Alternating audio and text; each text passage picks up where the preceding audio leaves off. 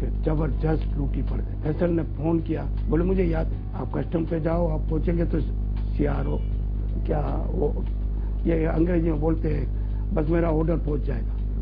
पहुंचा तो order release. और हम अभी तलक कश्मीर में बांटते रहते हैं, और कोई अभी भी किधर कोई आफत आ जाती है, इतनी मंगा ली थी कि उसमें से हमारे पाकिस्तान में इतनी कैपेसिटी स्टील मिल के पास नहीं है। जितनी कैपेसिटी आपके पास मौजूद है इतनी मैंने खरीद लिया इंडिया से। अच्छा, तो फिर ये सब कुछ जो अल्लाह ताला ने आपको दिया, कभी कभार ऐसे सोचा कि यार ये तो मुझसे नहीं होगा, इतना नहीं संभाला जाएगा? क्योंकि आप इंसानी जिंदगियों को देखते हैं, आप उन लोगों के पास सबसे पहले पहुंचते हैं कि जिनको मेरा ख्याल आमतौर पे आम इंसान जो है वो जाता भी नहीं है। फॉर एग्जाम्पल किसी का एक्सीडेंट हुआ तो आप खुद उधर पहुंचे हुए होते हैं, और आप खुद जो अज़ा होते हैं उनको उठा के आप उनकी तदफीन का बंदोबस्त कर रहे होते हैं। तो वो सारा हौसला जिसे कहते हैं, वो आपका कहाँ से डेवलप हुआ? ऐसा अल्लाह को मुझसे काम लेना है, अल्लाह ले रहा है। कभी भी सड़ी से सड़ी लाश के पास भी मैं चला जाऊं तो नाक पे कुछ नहीं लगा। फिर इसके बाद मैं मैयत को उठा लूंगा स्ट्रेचर पे। अब तो मेरे काम करने वाले बहुत से बंदे, जिनको मैंने एक जान बचाने की एक्सीडेंट में किसी तरह इस्तेमाल करना, कैसे उठा, मुझे फोन करके कहता है कि मैं लाहौर में हूँ। अब वो बिल्डिंग जो अपनी है मैं इनको दे देता हूँ इस काम के लिए। मैंने कहा बोले दे दो, हमें तो कोई काम की नहीं, हमें तो शाहबाज शरीफ ने एक जो जगह थी इस पे बड़ा होम लड़कियों का बना लिया, 6 महीने में बना के रख।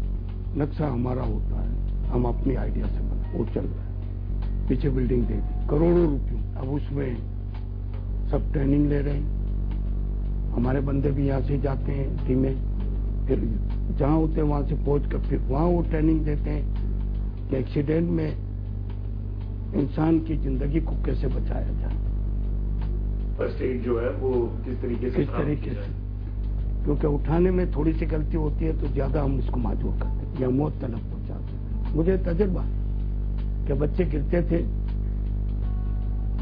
तो बेहोश हो जाते थे। मुझे किसी ने कह दिया कि जी साहब ऑक्सीजन फौरन दे दिया करो। ऑक्सीजन दे दिया, अस्पताल तक पहुंचा तो बच्चा होश में आ गया। ऐसी तरह सारी ट्रेनिंग हो रही है। कुछ लोगों की तनख्वाह भी मैंने कम दे, मुझे कौन दे रही और अल्लाह दे रहा है, तो मैं क्यों इसका इस्तेमाल। मैं अभी बलूचिस्तान चले गया, जलजले में सारा पाकिस्तान बचा, रेत ही रेत है, छोटे छोटे झोपड़ियां बनी हुई।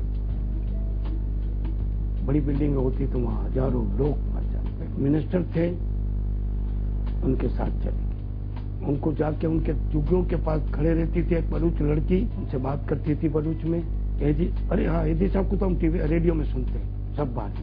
मैं इनको 10-10 हजार देता था।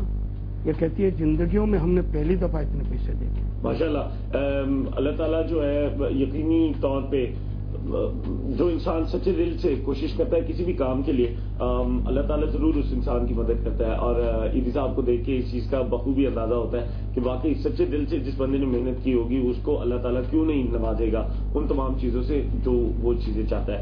अच्छा, तो आमतौर पे आपका ईदी साहब जो रिलेशन है विद द फैमिली वो किस तरह का है? यानी वाइफ के साथ आप जो बोलते हैं वो मान लेती हैं? कभी आप लोगों का आपस में कभी कोई झगड़ा वगैरह?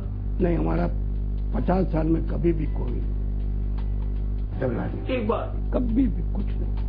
हम दोनों को एक दूसरे को मान लेते हैं, और पैसे पे सारा बिल्किस का कंट्रोल है। अब मेरा बेटा फैसल एदी कंट्रोल कर रहा है, मेरी बेटी कुबरा जो 16 यतीम खाने संभाल के बेटी, मेरी दोनों बेटियां रोज चक्कर लगाना पूछना। हम बिल्कुल सब इंसान की तरह जिंदगी बसर करते हैं। मुझे इनको सिखाना नहीं पड़ा, कहना नहीं पड़ा, खुद ब खुद ये डेवलप हो गया। तो कभी आपके बच्चों ने भी आपसे कभी कोई चीज अगर कहा कि अब्बा मुझे ये चाहिए या मुझे ये ला दें, ये करें वो करें, तो आपने उनको किस तरह समझाया? चाबी मेरे पास होती है, मैं हाथ में पकड़ा दे, जो चाहिए निकालो बेटा। तो खुद ईमानदार बन गई। ये मेरी आदत है, बेटी मांगे लो बेटा चाबी निकालो कबाड़। मेरा तमाम हिसाब ऑडिट हो जाता है। ये तो खैर अंग्रेजों की देन है हमें ऑडिट की, सही हिसाब तो अल्लाह का ऑडिट है। अभी तो मेरा बेटा फैसिलिटी और कुबरा वहां पे कुतुब अमेरिका में। अच्छा, ये बताइए कि कौन सी चीज से आपको सबसे ज्यादा खुशी होती है? ایسا مجھے کون سی چیز سے مجھے نہیں خوشی ہے، چیز خوشی جو ہوتی ہے میری، جب مجھ سے اللہ خوش ہے تو پھر سب چیز خوش ہے۔ اور کون سی چیز ہے جس پہ آپ کو بہت ناپسندیدہ ہے آپ کے لیے؟ میں کسی کے پر ظلم کرتا پسند نہیں کرتا۔ تو پھر تو یہ سارے سیاستدان آپ کو بالکل برے لگتے ہوں گے۔ میں 3 نام آپ کو بول دیا، اور میں کہتا بھی رہتا ہوں کہ کسی وقت خونی انقلاب ہو۔ اعمال کی سزا تو ہے، مجھے تو نہیں لانا، نہ مجھے اس میں شامل ہونا ہے۔ قوم کو بتا رہا ہوں کہ ضرور کوئی نہ کوئی بھوک کا رجل انقلاب کو نہیں۔ اچھا، تو پھر آپ نے مجھے جو 3 نام بتائے، آپ کہتے ہیں کہ بس ان 3 ناموں کے علاوہ آپ کسی کو یعنی زیادہ پسند نہیں کرتے؟